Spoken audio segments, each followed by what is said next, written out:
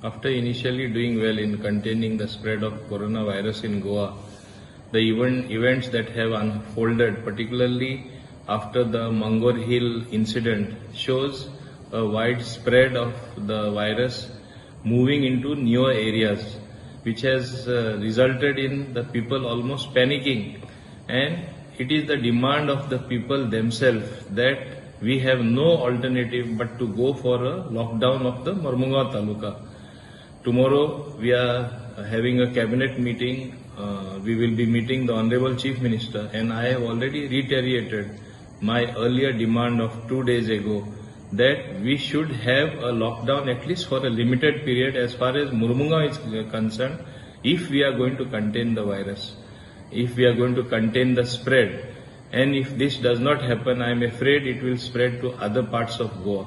So I think since we will be deliberating on this, we will be discussing it. Ultimate decision will be there in favor of taking those steps which are necessary in finally containing the spread of this coronavirus. We all know there is actually no cure for this coronavirus. We have been blessed by Providence that there have been no deaths in Goa. People have got cured.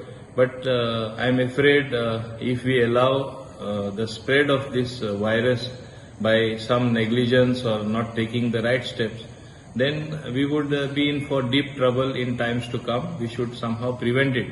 And I think this government has got the capacity to take steps which will help in not only containing the spread of coronavirus, but taking those steps which give confidence to the people of Goa.